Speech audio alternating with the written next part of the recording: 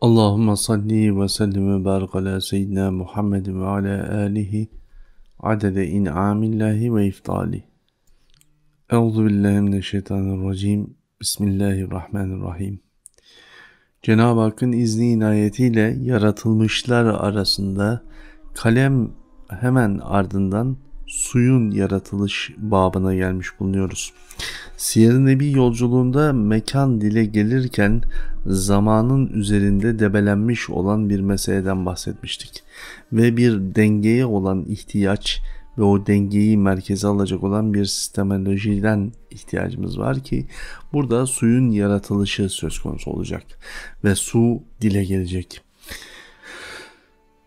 Yaratılışta her şeyin yaratılış anına gittiğimizde bizler burada bir Esma-ül Hüsna'nın tecellisiyle karşılaşıyoruz ki orada Cenab-ı Hakk'ın izini anlayabilelim ve yaratılmış her şeyin bir mahluk olduğunu, bir mahlukat hakikatine sahip olduğunu görmüş olalım.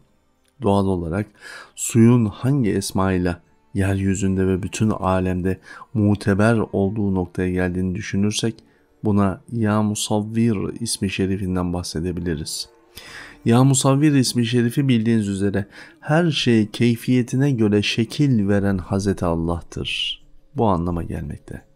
Yani Allah-u Zülcelal'in yarattıklarına şekil verirken yarattıklarının ilmini sudan hasıl etmiş olması, bu suya takdir edilmiş olan ilmin hepsini toplamış ve cem etmiş bir okyanus mahiyetindedir.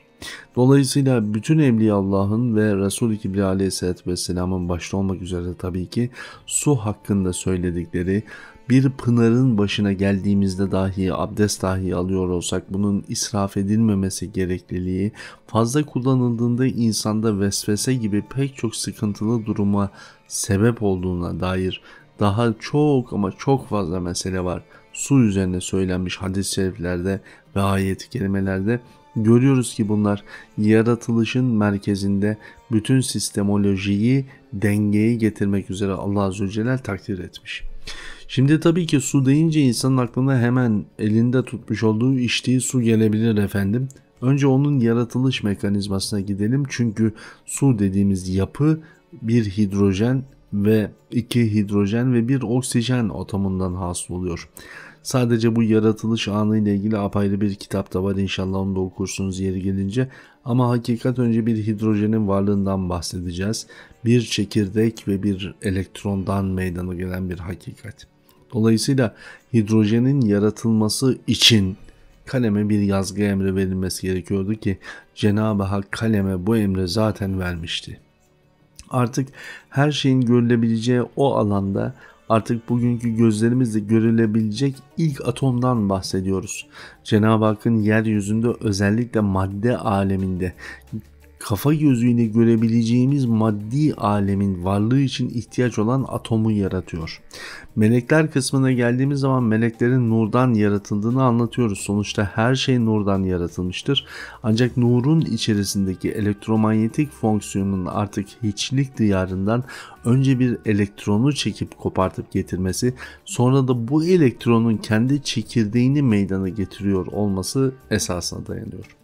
Çekirdek kısmına geleceğiz ama ilk yaratılmış olan hidrojen çekirdeğinin toplam büyüklüğü nedir diye soracak olursanız bu bugünkü güneşi ele alırsak eğer 80 milyon güneş büyüklüğündeydi.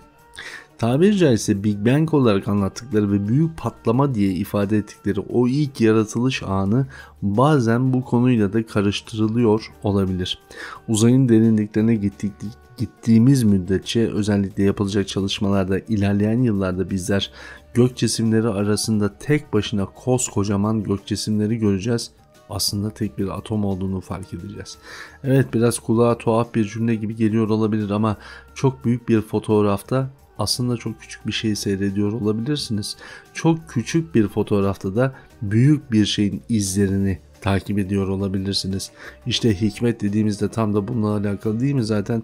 Koskoca bir sisteme baktığınız zaman gerçekte aradığınız küçük bir şey görebilmek, küçükte var olan hikmeti büyük olarak algılayıp hayatınızda çok önemli bir şeyi değiştirebilir olmak. Hikmetin en kaba tarifi Böyle ifade edebiliriz. Siyer-i Nebi'de daha güzel halleri var elbette.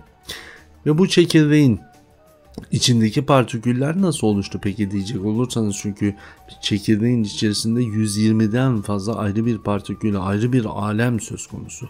Ve o 120 partikülün yapmış olduğu iş ve üretmiş olduğu yapısal form sebebiyle bizler bugün hidrojeni ve diğer atomları görebiliyoruz. Atomların anası olan suyun dile gelişinde ihtiyaç olan hidrojen, Ya Musavvir ismi şerifin tecellisiyle hasıl olurken 80 milyon güneş büyüklüğünde nurun kalıntılarından yaratılmış oldu. Dolayısıyla madde dediğiniz dünya bir kalıntı dünyası.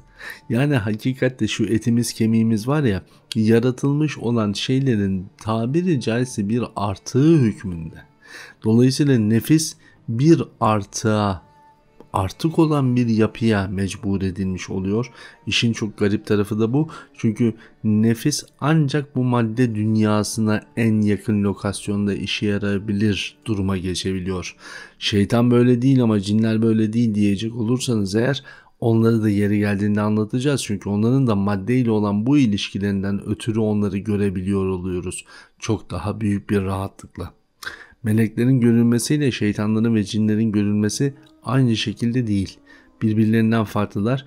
Dolayısıyla şeytanda da cinlerde de bir atomik fonksiyonun varlığından bahsedeceğiz inşallah. Bu partiküller oluştu.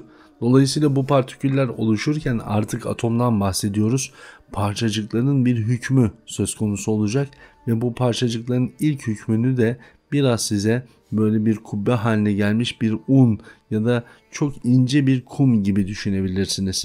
Bunlar üst üste gelip suyu oluştururken bir tarafta hidrojen birazdan oksijeni meydana getirecek ama bu yaratılışın tam bu noktasında 12 büyük ruhun varlığı ve kandil kandil asılacak olan peygamberlerin ruhlarının merkezleri, evliyaların ruhlarının merkezleri mekan ve zaman cihetinde artık yerlerini arayacaklar.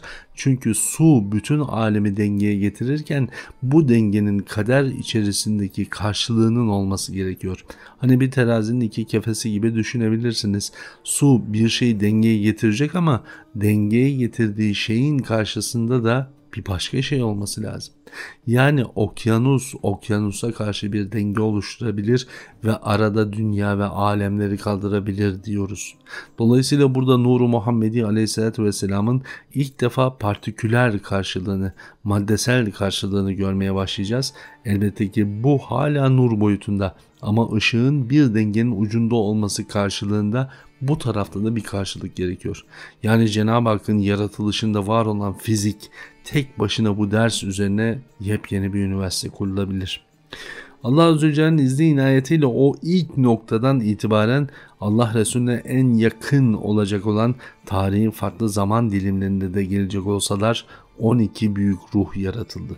Hemen arkasından peygamberler, ulema, evliya, ehli iman, ehli fasıklar tabi ehli münafıklar, kafirler uzadıkça gidiyor, sonra hayvanat geliyor, bitkiler geliyor, sonra hayvanat geliyor, sonra dağlar, taşlar, bütün yapılar bunun çerçevesine göre oluşmuş oluyor. Dolayısıyla artık herkesin mekansal formda nereye gelecekleri, ne zaman gelecekleri kayıt altına alınmamakla beraber tabir caizse mimar-ı ilahi tarafından telkin edilmiş oluyor. Tekrar yönelelim suya isterseniz. Burası yaratılışta suyun karşılığında yaratılan o 12 büyük ruh, peygamberlerin ruhları birer kandil gibi asılacak olmaları ki Allah Azze ve Celle'nin Kur'an-ı Kerim'de bahsetmiş olduğu her bir büyük zatın, her bir peygamberin, nebinin birer kandil olduğuna dair işaretler de tefsirlerde beyan edilmiştir. Hidrojen bu ilk alem olup kütlenin bu görünür formundan görünmeyen üçüncü formundan bahsediyoruz fizik babında, bu detaylı bir konuda. Oksijeni çekmiş oldu. Dolayısıyla oksijen ikinci yaratılan temel argüman. Arada nitrojenin oluşum ihtimali filan sırayla gelecek. Dolayısıyla tüm fizik ve kimya artık bu suyun oluşumuna göre hasıl oldu. Dolayısıyla hem fizikte hem kimyada hem bilim dünyasında nereye giderseniz gidin, Suyu merkeze almadığınız hiçbir çözümlemede net ve doğru bir yere ulaşamıyorsunuz. Dikkat ederseniz bütün dünyada önce suyu keşfetmeye çalışmış. Suyun üzerinde deneyler yapmış. Sonra yavaş yavaş suda görmüş halleri, katı hali, gaz halini, sıvı halini, bütün bunlar suyun ilk yaratılışından geliyor. Ve bununla beraber bütün bilim dalları hasıl olmuş oldu. Yani ilim suyun hakimiyetine takdir edildi. O hakimiyet sırrı ilahide bir karşılığı var. O da hikmet olarak peygamberlere, ulemaya, evliyaya ikram edildi. Bu ilk damla su aynı zamanda hüzünlendiğimizde ağlama sebebimiz olarak ifade edilir. Yani bu yaratılış anında meydana gelen olaylar insan vücudunda mutlak bir karşılığa da denk geliyor. Suyun ilk yaratılmış olması, onun içerisinde büyük bir imtihanın varlığı ve o imtihanın sonunda bir kıyametin kopacak olması, maddede bizim de üzüldüğümüzde ağlayarak buna karşılık verebilir olmamızın temel sebeplerinden biridir.